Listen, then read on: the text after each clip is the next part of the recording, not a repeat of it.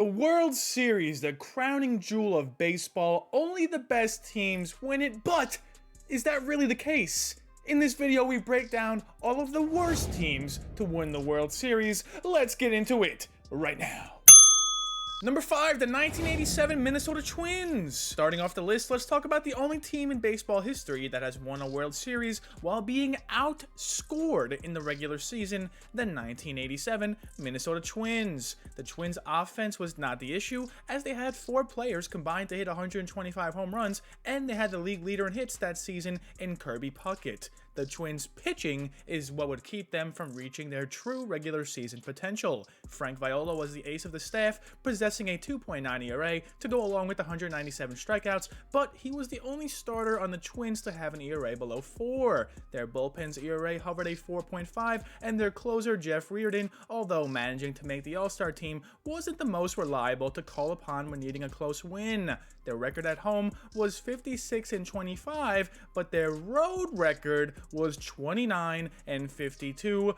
Big sheesh. Regular season baseball, though, and playoff baseball are two entirely different beasts. Once you get into the playoffs, it's anyone's championship to win, and the 1987 Minnesota Twins proved just that as they steamrolled the Tigers in round 1, who had a 98-64 regular season record, and they managed to win 2 road games against them. Then the Twins headed to the World Series to face off against the St Louis Cardinals, since there were only 2 rounds of playoff battles needed to win the championship in 1987. Despite winning 95 games that year, the Cardinals forfeited home field advantage in the World Series to the Twins because the rule at the time was that home field advantage would be flip-flopped between the AL and NL every year, and considering the Twins were absolutely abysmal on the road, this could have been the secret ingredient to their eventual World Series win. The Twins proceeded to win all 4 of their respective home games this series and went on to beat the Cardinals in 7 games, with their offensive powerhouse leading the charge and Frank Viola locking down games 1 and 7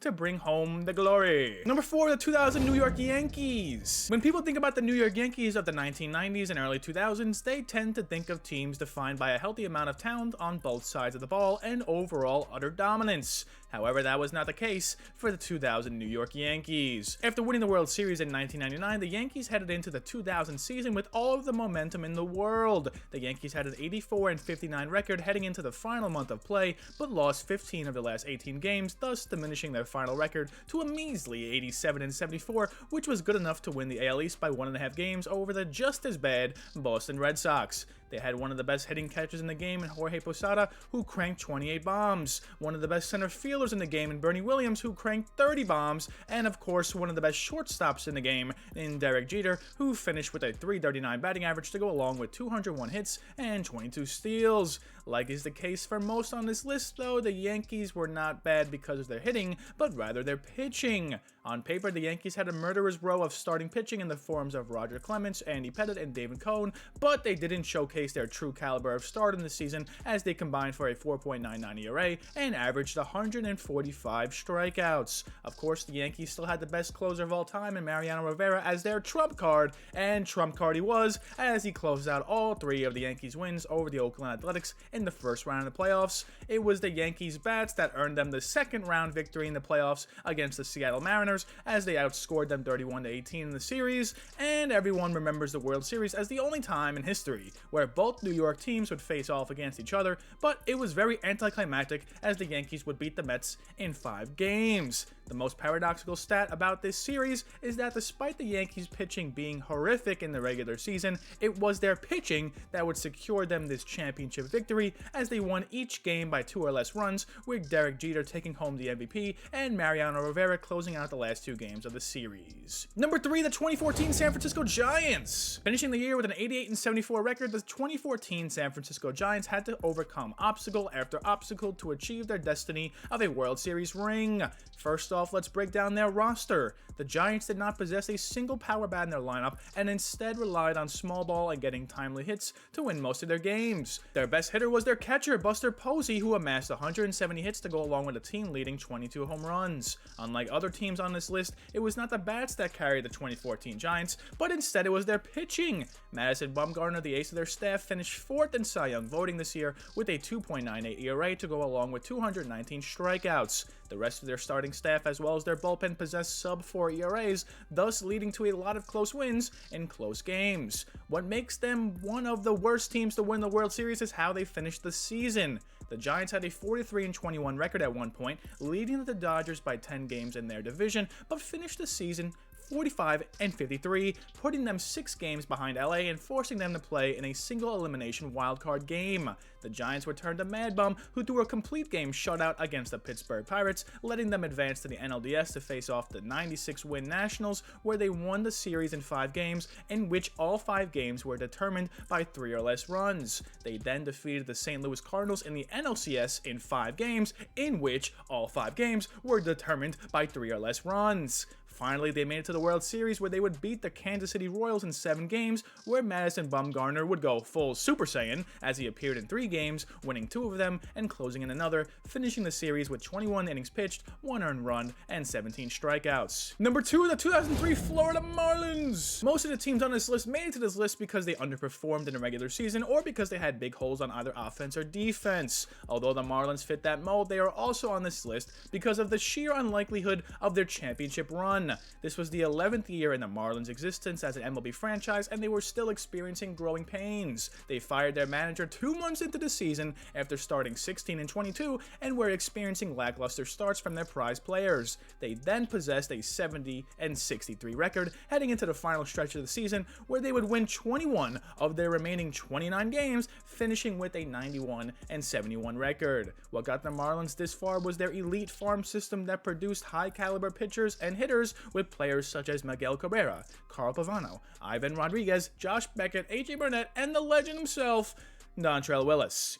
They had 2 hitters hit for 30 home runs, so not a lot of power to be had, but like most teams on this list, their championship run was defined by winning close games, getting timely hits, and having a solid bullpen once the postseason arrived. Now let's talk about their incredibly, unlikely, perhaps lucky World Series run. On the last game of the season, the Marlins narrowly defeated the New York Mets 4-3 to clinch a postseason berth. They then squared off against the 100-win San Francisco Giants, who managed to win Game 1, but then proceeded to lose 3 straight games, 2 of them by 1 run, and 1 of them by 1 run in extra innings. In the 3rd game of the series, the Giants were up 3-2 in the 11th inning when a routine fly ball was dropped by Jose Cruz, which led to a Marlins rally and a Marlins walk-off victory. To end the series, there was a play-to-play where Ivan Rodriguez was able to hold on to the ball and the tag after being steamrolled by JT Snow, thus sending the Marlins to the NLCS. The Marlins now faced off against the 88-win Cubs, who had even less of a chance to make the World Series than they did, and Florida squeaked out a victory in the series in 7 games after being down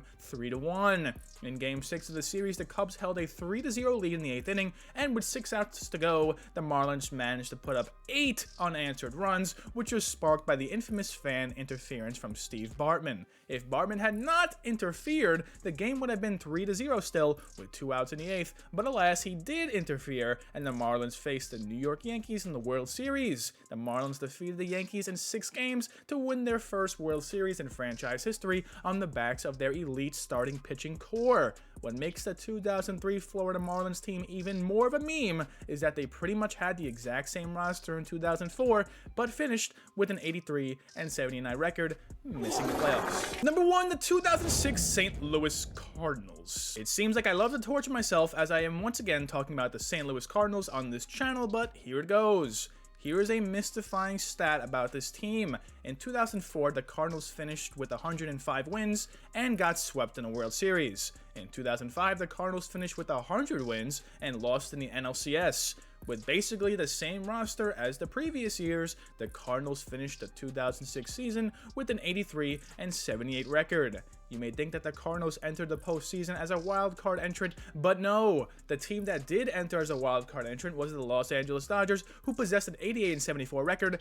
This is just a testament to how bad the NL Central was in 2006, as the Cardinals won their division by 1.5 games. The Cardinals' main roster consisted of Yadier Molina, who batted .216, David Eckstein, who was hurt for a majority of the season, Jim Edmonds, who was hurt for a majority of the season, and Jason Marquis, who was tabbed as the ace of staff preseason, finishing with a 6.02 ERA.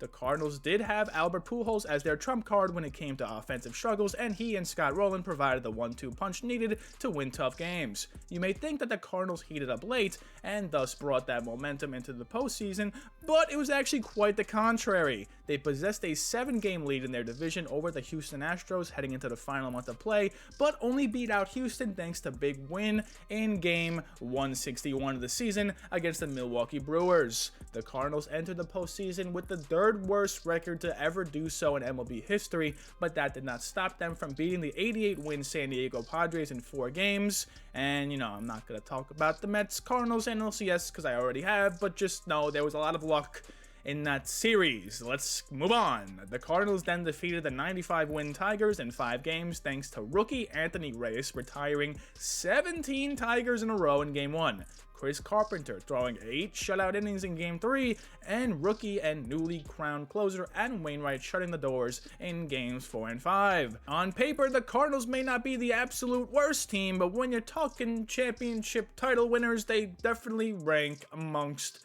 the abysmal.